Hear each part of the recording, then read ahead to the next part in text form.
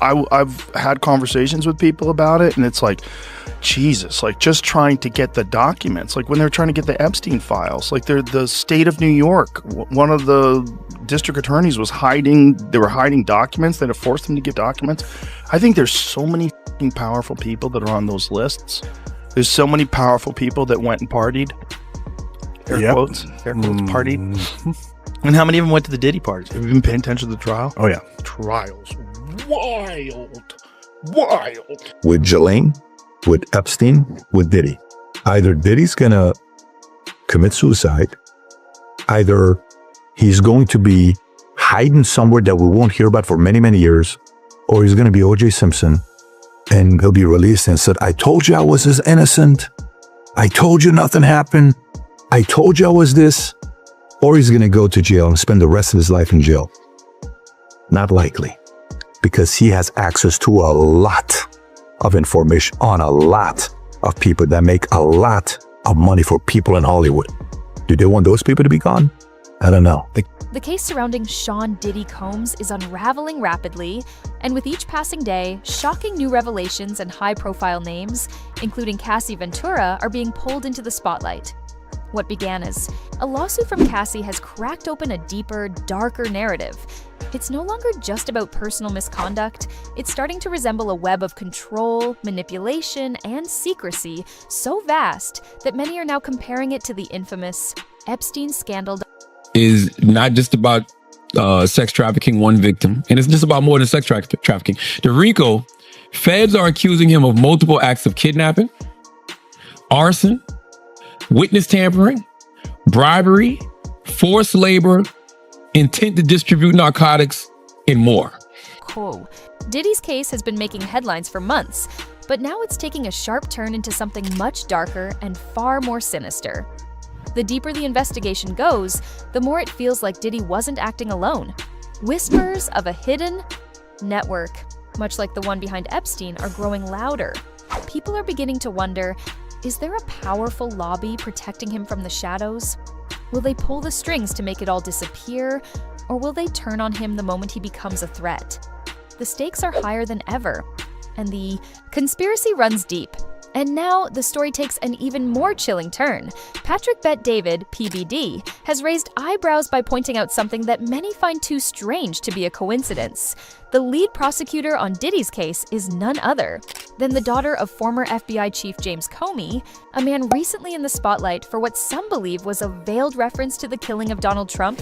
Adding fuel to the fire, the previous prosecutor, Damian Williams, mysteriously stepped down from the case, with whispers suggesting he was quietly pushed out. The question now is, why and who really stands to gain? The deeper you look, the clearer it gets. This isn't just about Diddy anymore. There's way too many things that are coming out right now, especially when you think about the lead prosecutor. It was supposed to be Damian Williams, who he resigns December of 2024. He says, no, I'm not going to be dealing with this case on Epstein. And he's been on the Epstein, on Diddy, and he's been on the lead prosecutor for Epstein, Ghislaine Maxwell, and a lot of other things. And then the person that replaces the lead prosecutor to prosecute Diddy is Maureen Comey. Maureen Comey is the daughter of James Comey. James Comey, just a week ago, posted 8647. He found these beautiful shells, seashells that says 86 accidentally. Of course, he would never do such a thing. And he posts these 8647 shells, and then his daughter is the lead prosecutor for Diddy. And Diddy has all this information to other people. PBD took it a step further, raising a question that's now echoing across the internet. Could the Diageo connection be the very protection that shielded Diddy for nearly 2 decades?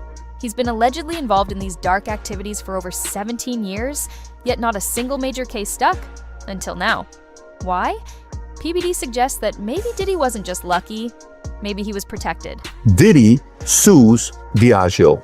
Diddy filed a lawsuit accusing Diageo of neglecting the De Leon brand, racial discrimination, claiming they marketed it as an urban product and failed to treat him as a true business partner. Then in January 2024, they settled out of court. Diageo and Diego settled the dispute out of court. While details still remain sealed, the settlement marked the end of their business relationship. So this is from 2007 to 2024, 17 years. Could they have protected him? I don't know.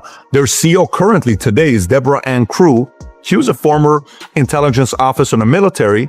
Once intelligence officer, forever you're an intelligence officer. Who knows what happened? We don't know the relationship. We're not going to make any accusations. All we know is, could this have been a protection? My snipe. And once that protection, possibly tied to his powerful business ties with Diageo, was stripped away after the lawsuit and quiet settlement, the floodgates opened. Just 2 months after that confidential deal, Diddy's home was raided. The timing is too perfect. Was Diageo the silent shield all along? And once it dropped, did the powers that be decide it was finally open season on Diddy? Where they were at the parties and they knew things that were taking place and are like, wait, what do you want to do to us? No problem. Boom, drop the bomb. I don't know. All I'm saying is the timing is kind of strange. Maybe even they wanted to kind of be like, look, we know what's about to be dropped on this guy. We want to have nothing to do with you. We're out. Here's some money. You stay quiet. We'll pay you, but we want to get out of here. The only thing that the timing's kind of crazy is January 2024, they settle. 2 months later, remember what we're sitting there doing and minding our own business? And you hear March of 2024, the feds are raiding Diddy's Miami home and his LA home. For what? Even Joe Rogan couldn't stay silent on the matter. On his podcast, he echoed the growing suspicion that higher powers might be pulling the strings behind the scenes.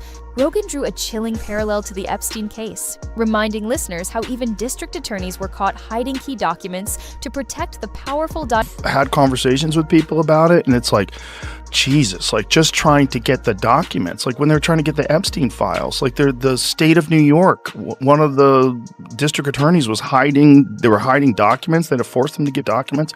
I think there's so many fucking powerful people that are on those lists. There's so many powerful people that went and partied. Suggested that something similar could be happening. Here, the Diddy's infamous parties may have been more than just celebrity hangouts. According to Rogan, there's a strong chance that some very influential people were regulars at those parties. And now, with the trial heating up, the fear isn't just about Diddy going down, it's about who else might get exposed along the way. Air quotes, partied. And how many of them went to the Diddy parties? Have you been paying attention to the trial? Oh, yeah. Trials. Wild. Joe, Rogan didn't hold back. He speculated that Diddy could very well end up rotting in jail for the rest of his life if things keep swirling the way they are. But then came the twist. Rogan and his guest also warned that this case might follow the same eerie pattern as the Epstein saga. Despite explosive allegations of child trafficking and elite involvement, Epstein's trial never truly delivered justice. No major players were ever held accountable. Rogan questioned whether Diddy's case is heading down that same road. Big headlines, shocking claims, and then silence. Well, Diddy's going to be in jail for the rest of his life. I think he's probably going to get Think he's insane, though? I don't know. I don't even think it matters. I mean, it's a lot of it is. But then it's just another Epstein. It's another Ghislaine Maxwell, where somebody gets indicted and nobody else. Indicted for trafficking kids to to no one. Joe even raised the possibility that Diddy might not have been the mastermind behind it all. He questioned how one man alone could come up with such an elaborate system, getting celebrities drugged, throwing these wild parties, and orchestrating what some have described as freak-offs. Rogan suggested there's no way Diddy did this entirely on his own. The scale, the access, the secrecy, it all points to something bigger. Maybe Diddy wasn't just the ringleader, maybe he was working with someone else. Or worse. Now, if that's not an intelligence agency operation, it's just an evil super genius who figures out how to compromise everybody by providing this crazy freak off party. Everybody's got to put their phones away. Okay, we're going to put our phone away. No one's going to know anything. Yeah, I mean, he's going to get cameras everywhere. It's just one guy doing that. What a diabolical human being. Yeah. He seems pretty diabolical. He's probably working with somebody. Or for somebody. Maybe. And maybe he just got too far out there. Some of it came out in the trial, though. Like, he's forcing his girlfriend to have sex with prostitutes while he was sitting there jacking off with a bandana on. She'd rub the jizz on his nipples. Like, what are we even talking about? Maybe he was working for someone else. Joe Rogan took it to an even darker level, suggesting that these parties might have been more than just wild celebrity gatherings. He floated the idea that this could have been a calculated system of control. Get these celebrities into a room, introduce them to the chaos, tell them, look, even Bill Clinton's been here, normalize the madness, and then slowly push them past the line with drugs, pressure, and influence. Once they're compromised, get it all on tape. use that footage as leverage. According to Rogan, this wasn't just Diddy's playground. It may have been a setup designed to own people, to make sure they could be controlled forever. That's a good question. Well, it would be a great way to compromise celebrities. Yeah. And get them to say whatever you want them to do, get them to do whatever projects you'd like them to do. And, you know, if you're a bunch of other celebrities are there, you're like, oh, look, Bill Clinton's here. This is fine. Yeah. This is cool. Look at this. Like, Brad Pitt's here. Well, this is cool. You don't even think there's anything wrong with being there. Meanwhile, you're getting drugged up and filmed. And then they're passing out punch. Have some punch, Aaron. And you have some punch, and all of a sudden you're like, I'm feeling really good. I just feel amazing. You're all mollied up. You don't know what the fuck you're doing. Probably a combination of things they give you. And it's all being filmed. Even though several celebrities have hinted that there's someone, or something, far more powerful pulling the strings behind Diddy, the details emerging from the trial itself are deeply disturbing on their own. One witness, a man who identified himself as a sex worker, took the stand and delivered shocking testimony. He claimed he had been hired multiple times by Sean Diddy Combs, but what he described went far beyond anything anyone expected. According to his account, he was repeatedly instructed to have sex with Diddy's then-girlfriend, Cassie Ventura, while Diddy watched from the shadows. The courtroom was stunned. Also heard from a man who described himself as managing a male review show from 2012 to 2013. Says his boss called him to go to a hotel in Manhattan where he met Cassie Ventura at the door. He says she was dressed in a red wig, red lingerie, and essentially gave him $4,000 with the intent that he was going to have sex with her. He also noted that Sean Combs, he said that first encounter was off to the side and watched Cassie Ventura and this male review show manager have sex and masturbated as it was happening. The witness went on to describe how these encounters weren't brief or isolated. They would last anywhere from an hour to as long as 10 hours. What made it even more disturbing was the claim that Diddy often recorded the acts himself using either his phone or a camcorder. These weren't just private obsessions, they were documented. The revelation sent shockwaves through the courtroom, leaving even seasoned legal professionals visibly shaken. He talked about several instances where he would have Cassie Ventura and that Sean Combs would be off in the corner watching. He said sometimes these meetings would last anywhere from an hour to 10 hours, and even said that Sean Combs recorded some of this on his cell phone or a camcorder. The beginning of opening statements, though, really focused on what this case is about, according to the prosecution, which is sex trafficking and racketeering, saying that Sean Combs led a criminal enterprise so that he could partake in sexual acts with people based on coercion and bribery, kidnapping, etc. Amidst all the intense back and forth in court, new names suddenly entered the spotlight. Names that added a fresh and unexpected twist to an already tangled web. The defense introduced Kid Cudi and Michael B. Jordan into the conversation, implying that Cassie may have shared some kind of personal connection or relationship with them. This, they argued, may have ignited deep jealousy in Diddy, further fueling the chaos behind the scenes. Yesterday, Andy, about other celebrities and if other names were going to be brought into this. Well, yeah, we heard today about Kid Cudi and jealousy issues with Kid Cudi and Cassie being together and hooking up. We heard about Michael B. Jordan and Cassie possibly having a relationship that angered Diddy. So again, there was these themes of distrust and of cheating in the relationship that seemed to go both ways. This took things a step further, doubling down on the claim that Cassie had been unfaithful, specifically with Kid Cudi. They zeroed in on one particular freak-off session, calling it a critical turning point in the entire story. According to their narrative, it was during this encounter that Diddy allegedly discovered Cassie's intimate involvement with Kid Cudi. The moment they argued shattered whatever illusion of control Diddy thought he had. Fueled by betrayal and jealousy, the defense claimed, Diddy snapped, triggering a heated confrontation that quickly spiraled into a violent altercation between him and Cassie. Another point that's been important is this relationship with a man by the name of Kid Cudi, in which Cassie, according to the testimony, was taking part in one of these freak-offs when Sean Combs found out that she was, quote unquote, cheating on him with this man you're looking at right here, Kid Cudi.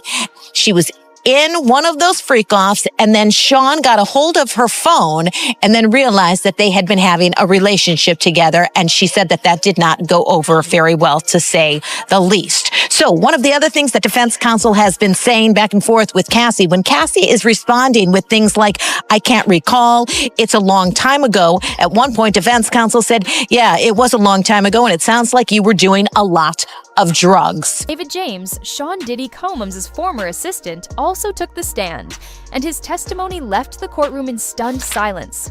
Visibly emotional, David peeled back the curtain on what life was really like behind the scenes, working for one of the biggest names in the industry. He recalled that on his very first day, HR didn't sugarcoat anything. They told him bluntly, "This is Diddy's kingdom. We're all here to serve him." That chilling statement wasn't just a warning, it was the rule of law in Diddy's world.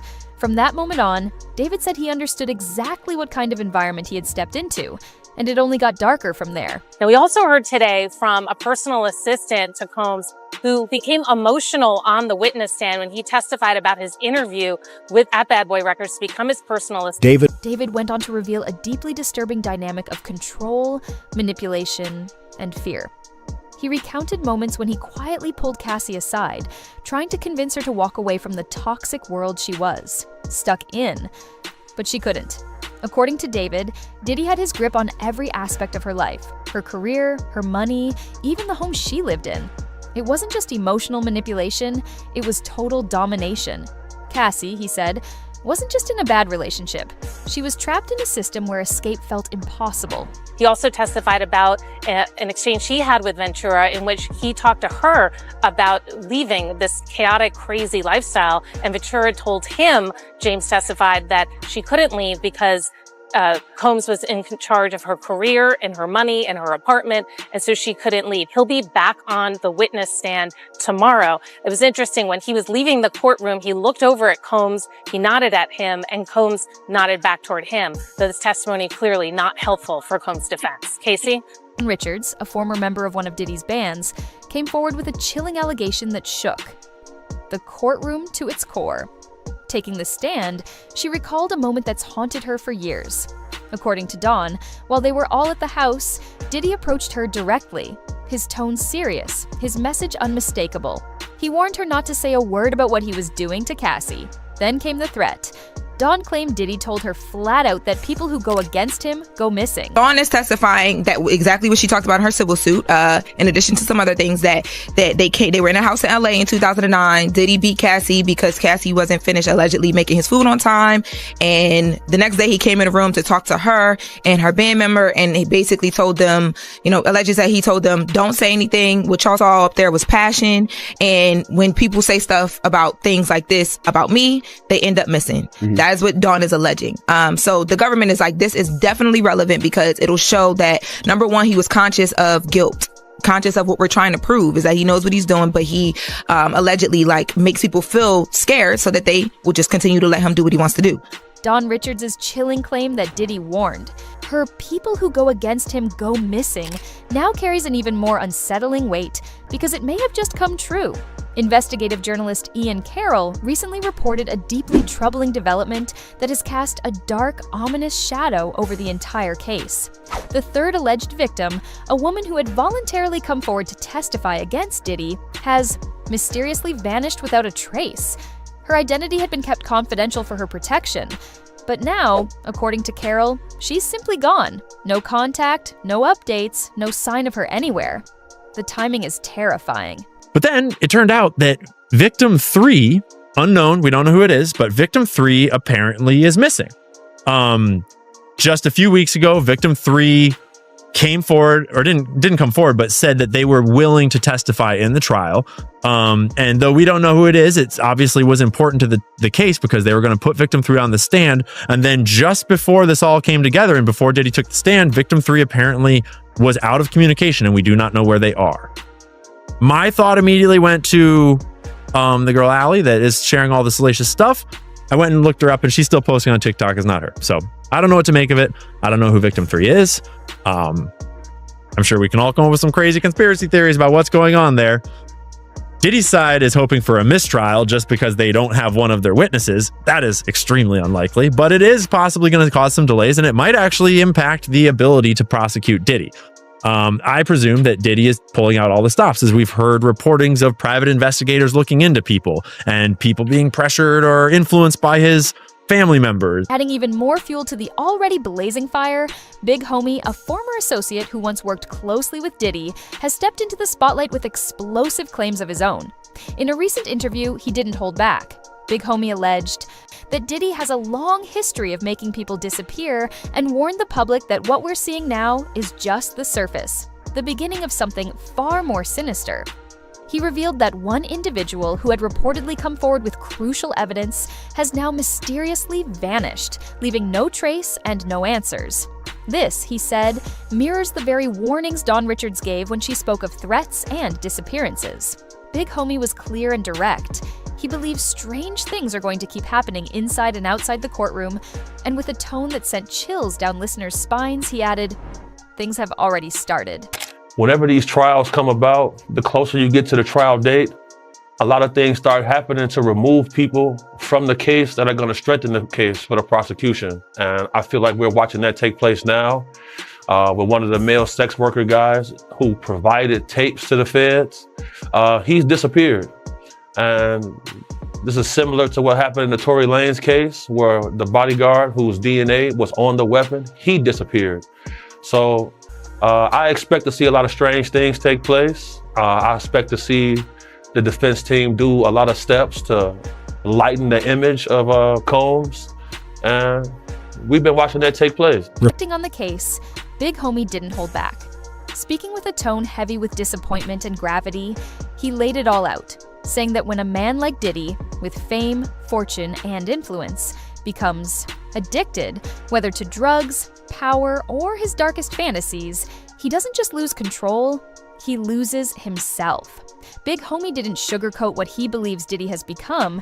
He described the alleged actions not as mere mistakes or fleeting lapses in judgment, but as signs of something far more twisted and dangerous. He is evil, Big Homie said plainly. His behavior is egregious, and with that, the image of the music mogul many once idolized shattered even further.